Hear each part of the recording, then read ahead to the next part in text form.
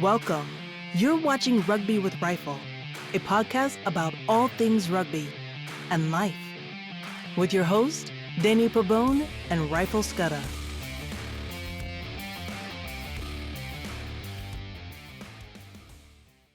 Welcome to Rugby with Rifle, a podcast about all things rugby and life. As always, I'm joined here with my friend Rifle. Rifle, it is now 2026. Coming back from a little break. I know you had your brother over for the holidays. He traveled all the way from New Zealand. So I'm sure that was great for you, Rifle. But I just gotta ask, does he root for New Zealand or does he root for South Africa? He definitely screams for the Springboks, and Okay. so does the rest of his family, the kids. So they no, they Springbok supporters. Just Okay. his wife is born and bred All Black, so she's the only one that shouts for the All Blacks. But the Okay. other three shout for the Bokke. All right, that's fair. She was born there, so she Yeah, gets a she has to. pass. Yeah, Well, welcome everybody. 2026. Can't believe it. We're actually recording the episode at the end of January and felt like we were celebrating New Year's just the other day. So time continues to go quickly. And in this episode, Rifle, we just wanted to touch upon a lot of big news that has come out over the past few weeks. Actually, three things that we want to talk, actually, four things that we wanted to touch upon in this episode. But the first thing that we wanted to touch upon was, and I know you're very excited about this, in early December, it was reported that Rossi Erasmus, the head coach for the Springboks, his contract was extended for another 4 years. So now he's going to be coaching the Springboks until the 2031 Rugby World Cup, in which that World Cup will be hosted by the US. So we're very, very, very looking forward to that. So I'm sure you're excited about that contract extension. It's a huge news in the world of rugby. it is. Yeah, our hopes in South Africa obviously are as soon as Rassie is finished with that he will step up and say he's running for president, because I'm sure he'll get the post and he'll be able to change the country. But other than that, that's the best news we as South Africans could have had, that they have extended his contract. Uh, they were in talks for quite some time, I believe, and one of the biggest sticking points was the fact that Rassi said he doesn't want to take on the position unless he can take the coaches that he has now with him. And so it's a, get one, take three package kind of thing. If you get Rassi, you get the other three or four coaches. He didn't want to do it by himself. He obviously, very wise man, knows that he's good, but he can't do it all himself. He needs all Mhm. those people around him, and he's not shy or afraid to say it. He's not the best without the guys around him. So that was a sticking point, because obviously financially to keep all of those guys there, is a lot. It's a big deal. But the money that the South African Springbok brand has made for the nation, it's worth it in the end. Mhm. And just what the Springboks do for the country in itself. So yes, very good news. Rassi is there till 2031, and he can choose what coaches he wants and who stays with him and sticks with him. So that's wonderful news for us. Yes. Yeah, and one of the a couple of themes is a lot of talk, and this is another topic that we're going to cover in this episode, was one of those coaches that he wanted to bring with him or continue to coach with is Tony Brown. And please correct, he's the attack coach, if I'm not mistaken. Please correct me if I'm, Yeah, he's the correct. attack Yeah, coach. very much Uh, so. Yeah. Another, great coach. He's actually from New Zealand. And again, another topic that we're going to cover later on in this episode was New Zealand All Blacks letting go of Scott Robertson, also AKA Razor.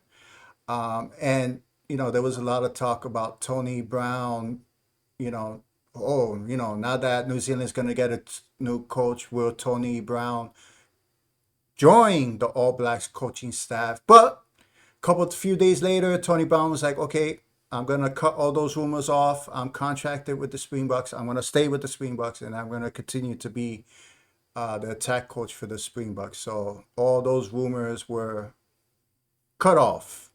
Yeah, because in the rumor mill, the next coach for the All Blacks is possible to be Jamie Joseph. And he and Tony Brown are so close together. They've coached together. They were at Auckland. They did a great job there. Then when one went over to Japan, the other one followed. They did well in Japan. They coached there. So they have just, wherever they have gone, they've gone together. And wherever they were, they've made a success of whatever team. They were very good together. So when they let Razor go, there were talks of Jamie Joseph to become the coach for New Zealand. And then everyone was saying, oh, well, if he's there, obviously Tony will follow suit and he will come back, because they'll ask him now, because his best friend is there. But as you say, the rumor was, quickly squelched, and he was saying he's staying home. Rassie put out a meme first that angered most of the world except South Africa, with a meme, just Tony Brown saying, I'm not going anywhere, I'm staying. And then Tony Brown coming out, because people were saying there's a clause in his contract, the rumor mill. Mm-hmm. There was a clause in the contract, should Jamie Joseph become coach of New Zealand for whatever reason, then he can go, should he choose to.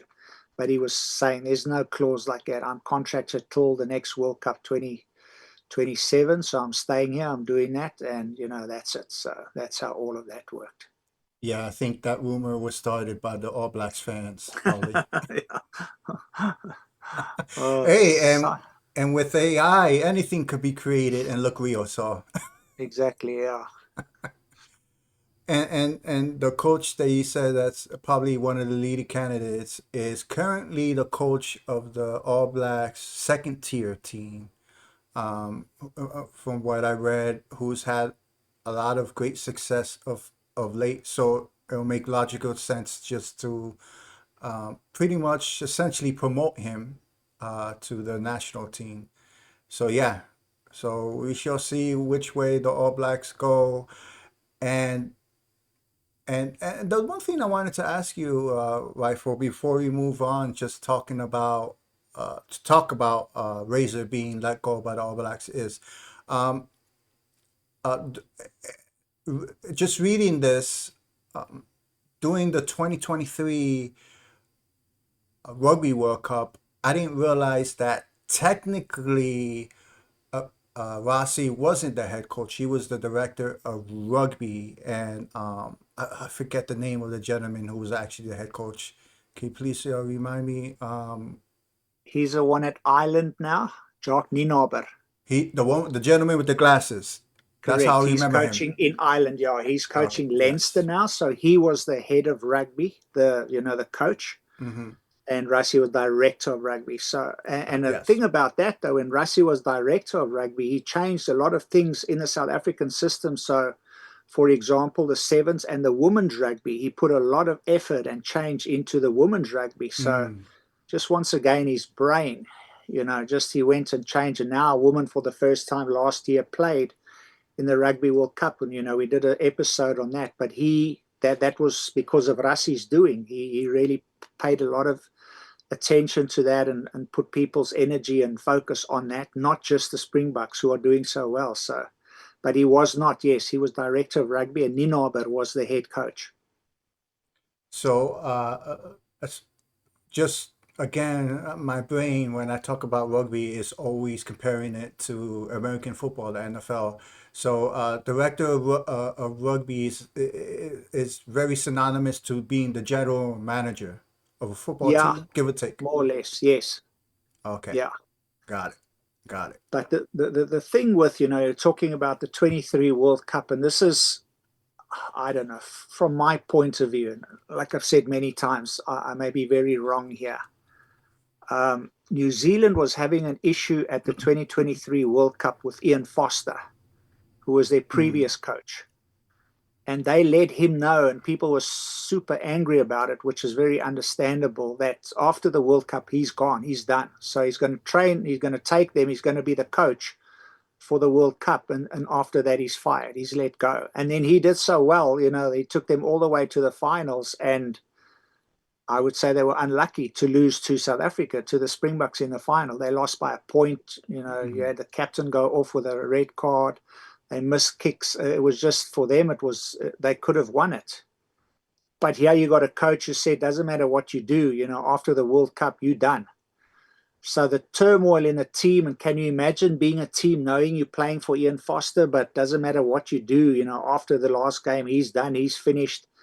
And Razor was in the background saying he would come on because he did very well in the super, whatever it is now, super rugby is what it's called, through the Crusaders, not the national team, but the club side that he took, and they won that championship. Out of all the teams, they're the most successful in super rugby. So they took Razor, who wasn't international, but because he did so well with the Crusaders in super rugby, promoted him to national, to coach the All Blacks, and now you got him going. So there's a little bit of turmoil in New Zealand rugby, a lot of reasons for that. But now having Jamie Joseph maybe come now, can he change things? But if you look at Razor's performance, a lot of bad things happen under him. For example, New Zealand had their first home loss, I believe, to Argentina. New Zealand lost by the biggest margin ever, to South Africa in Wellington. They got the biggest hiding ever. So a lot of records, but on the negative side, happened for Razor as coach. But on the other hand, on the flip side of that, if you just take the last season that he coached, I think he was at a 74-75% win rate, and Rassie was 76. So if you look at Rassie, who's, this genius, he's brilliant, 2 World Cups and a rugby championship under his belt, 76% win rate. Razor's got 75. They lost fewer games than South Africa did, but just because of the losses and the way that things happened, it's almost a little bit, and I don't want to step out of my lane here, but like, is it Sean McDermott of the Buffalo Bulls? Who's now, you've done so well for so many seasons, you got to this, and then after that game, okay, now you're gone. So it's if you really look at what was said, what happened, the owner coming out and saying because of the loss in this game, well, look at the guy's record. So if you take percentage wise and you look at Razor, it was okay. A lot of bad things happened. So as I say, in rugby, you got Ian Foster not going to stay after the World Cup. He almost brings the World Cup back to New Zealand. They lose by 1 point, then he's gone. Razor takes over. Now you only got 2 years to prepare. So, the whole training system, rugby system, all of that in New Zealand is a little bit in a shambles now. And I don't say that it is a negative thing for them, but I'm not saying that as a South African that they just bad and that. I'm just saying we are used to the New Zealand being the top, and everyone follows after, and everyone watches New Zealand, and their coaches are just everything, and that's not the way it is right now in current world standards in rugby. Yeah, and I think, and again, this is just speculation. You're not in the locker room, you know, doing the matches and everything. But I think another thing that hurt Razor, and again, this is speculation from reports from what I've read, is a lot of the players weren't just happy with his coaching, with the way he got the job, and all that other stuff. So I think that may have played a big part of it too. The players weren't happy with him for whatever reason. Yep. So yeah, and if your players are not happy with you, I mean that's the number one thing of a coach. Players have to respect you and to follow your vision. And if Definitely. if those two things are not happening, then why are you coaching us, or why Very are you much so, coaching the yeah. team? Yeah. Yeah. So yeah, that was big news as well. You know, you say All Blacks have a tradition of of winning, and we've discussed this before. The All Blacks having that 8 year span of just nobody could beat them. Right. They won the, what was it, the 2015, 2011 and 2015. 2015, two Rugby World Cups in a row, and they were just beating everybody, They were rolling through untouchable. everybody. Yeah, Yes. So, untouchable. and now South Africa has taken their place currently over the past 8 years or so. So it's like you say, you got to enjoy it while it lasts because Exactly. it doesn't last forever. Doesn't last forever. Yeah. So while you're on that purple patch, take it, enjoy it, and don't get too arrogant because you know the times change and the wheel turns and all of the, it just Hmm. takes one bad thing to happen, and then who knows what the result of that bad thing could be.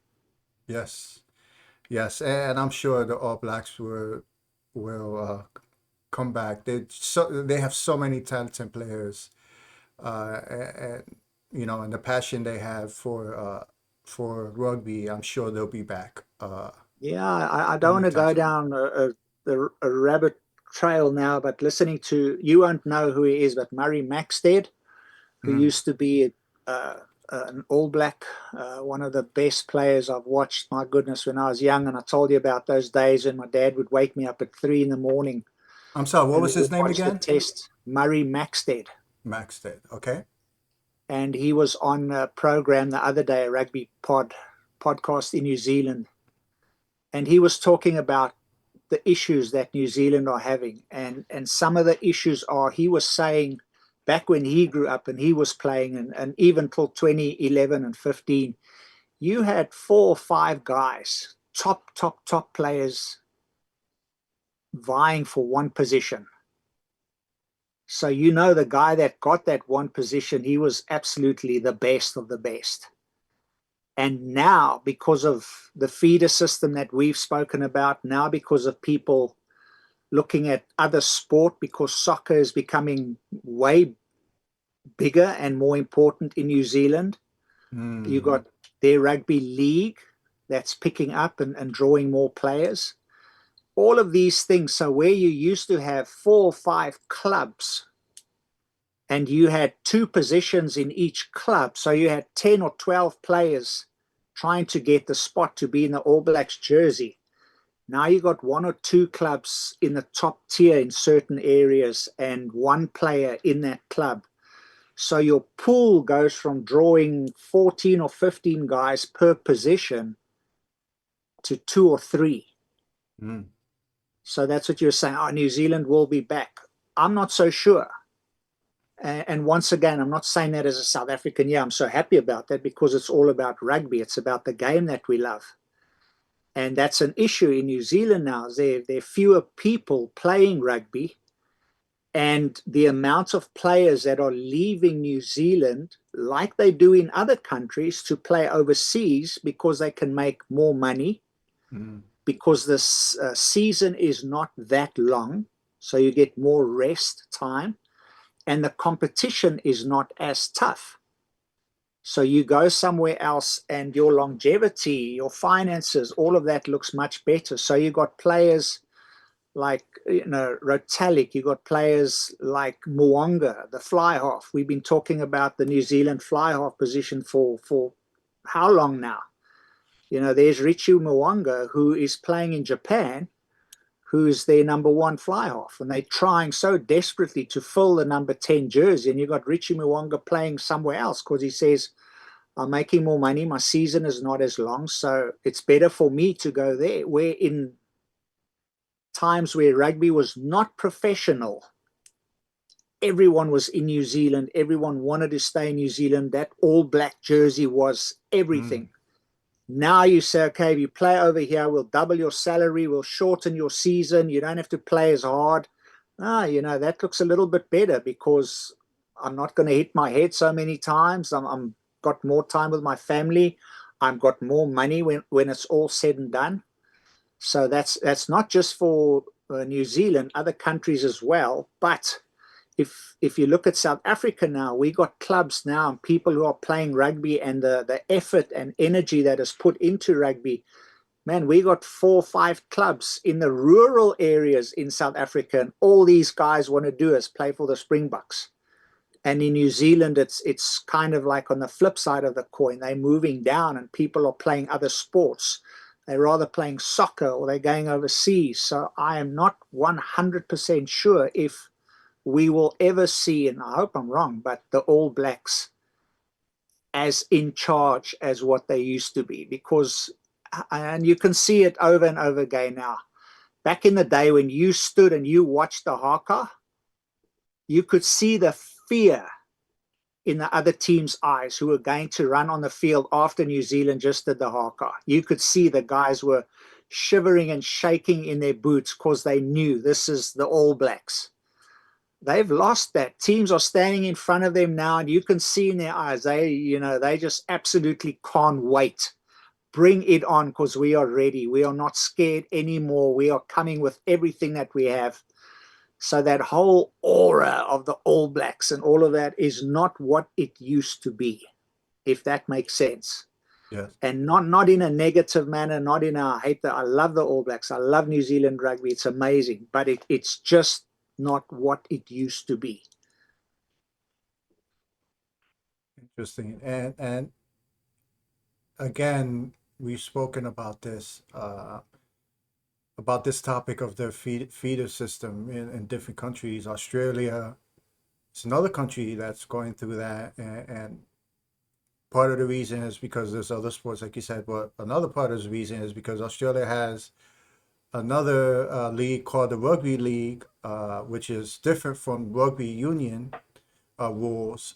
So a lot of players play for that league as well. So yeah, it's interesting just to, like you said, you hope you're wrong, and New Zealand bounces back and becomes a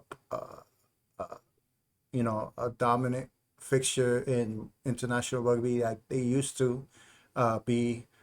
So yeah, I mean, just from a player's perspective, if you're gonna have a shorter season and get paid more, I mean, that's just a no-brainer. You really have to have, and I'm not saying New Zealand players that leave New Zealand don't have not don't love their country. I'm sure they do, but if you're gonna get paid more and less work, I mean, who wouldn't take that deal? Most definitely. And that's the whole thing now about the professional era of rugby.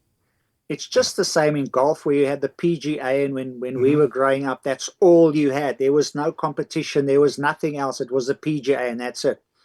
Now you got the LIV. Is it that what it's called? The other part? Live golf, yeah. Hmm. Yeah. So they draw the players. We'll triple your salary. You won't play as many games. You'll spend 3 more months at home with your 20, family. 20 times your Yeah, salary in whatever it some is, correct. instances.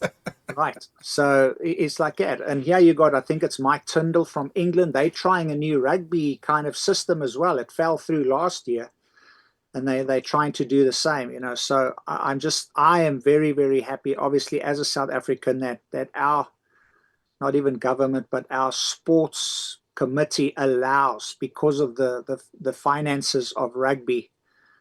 The South African rand is absolutely useless compared to anywhere else, compared to what it was.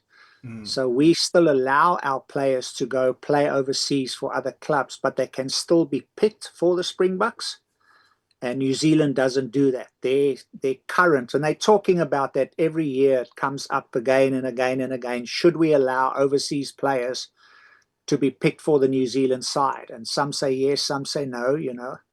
But whatever the reasoning may be, for the current laws of New Zealand, if you play your rugby outside of New Zealand, you can't be an All Black. mm. So for South Africa, you can do that and still play for the Springboks. So I'm very happy that South Africa allowed that. Yes, we shall see what the future brings for the All Blacks. And Yeah, a big thing is going to be who the next coach is going to yeah, be. definitely, yeah. And speaking of coaches, another thing that actually happened last year during the Six Nations, the Wales coach, Warren Gatlin, was let go during the Six Nations out. Actually, and then there was an interim coach that came in and coached. I believe it was just one game that he coached. The interim coach, I forget his name. And then finally, Wales brought on Steve Tandy as their head coach, and this is their first Welsh coach since I believe 2007, if I'm not mistaken. So yeah, so now we have Steve Tandy, a Welshman, coaching the Wales national team, and he has a lot. And we've spoken about this before in previous episodes, Rifle. Wales going on an 18 match losing streak. That was a rough stretch. I believe the last two wins were against the same team, Japan. Japan, yeah. So yeah, so has a lot of work to do. Steve Tandy does, and yeah, and I remember you mentioning Rifle just a few short years ago. Wales was a team that nobody wanted to come up against because they were tough and they were winning. And we're just talking about what, 4 or 5 years ago. So yeah, Yep. it's sad to see what a turn the Wales team has had in a few short years. Yeah, I think now just about talking about that. Two World Cups ago, South Africa played Wales in the quarterfinals, and it was, I think we were behind just before the end of the game. And if you go look on YouTube, the try that was scored by Fourie du Preez, so Dwayne Vermeulen, who's coaching now, who played in the last two World Cups, took the ball off the back of the scrum and flipped the ball behind his back. Didn't look, and Fourie du Preez went and caught the ball and scored in the corner. And we had to beat Wales, and that try did it. But Wales, so many times we've showed on here, they won the Grand Slam, the Six Nations. I mean, they were the best of the best. So they also had such a purple patch of rugby.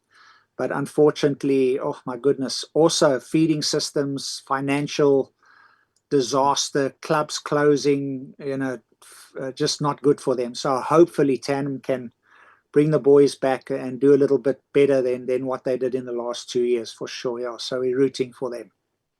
And that's not to get into that, but I was also reading other news from Wales. The Ospreys, which is the club level team, essentially merging with Cardiff. So Yeah, there's it's one more sad club to see. gone. Sad to see, and you know, just and again, not to go too deep into this. It's just mind blowing the amount of money that is invested in the United States. It's just, I mean, it's just mind blowing. Mm, Hundreds of billions of dollars that are invested in professional sports every year. We're just talking about professional sports. yeah, We're not talking about, all the merchandise and intellectual property and, all the stuff that goes along with that. So it's just two polar opposite worlds where you have a team like the Ospreys in financial you know tough financial situation where they're gonna have to merge with Cardiff, and and just it's just sad to see, but another franchise for such a great game, that is the great game of rugby. So yeah. yeah, very sad. Yeah, and the last thing that, and this is pretty huge as well, and something we've spoken about before, Rifle, is the fact that World Rugby needs to create a calendar in which everything, we were speaking about this before we started recording this episode. and if anybody that's new to the sport of rugby or to the podcast, essentially international rugby is divided between the northern hemisphere essentially and the southern hemisphere, and Six Nations, something that topic that we're going to be talking about in our next episode. Six Nations tournament is a tournament between northern hemisphere powerhouses. So you run into the problem of, for example, in the Autumn Nations series that just took place a couple of months ago, we had South Africa play Wales, but that game was not considered an international test match because it fell outside the window of the international calendar. So that is a topic that, like you've mentioned before, for many years, rugby fans, players, commentators, analysts have said, "Hey, World Rugby, you need to fix this issue where you have the Northern Hemisphere teams and Southern Hemisphere teams playing different games at different times for the specific club level teams. You really need to fix that so that you have the same calendar for all the teams, whether they're in the Northern Hemisphere or the Southern Hemisphere." Yeah, that's correct. Because some players, if that happens by contract, they contracted to different clubs. And then when the international side plays in a club, when they wrote the contract, when that player joined the club, they said, if these are the days that you play and there's international or whoever plays, you're going to play for your club. So then the countries have to give up players because of club games. So I just heard now that they're going to put it on the books in a meeting to talk about, to maybe Mhm. standardize the rugby calendar. And what they were talking about was, because the Six Nations, which is a Northern Hemisphere competition, is always February.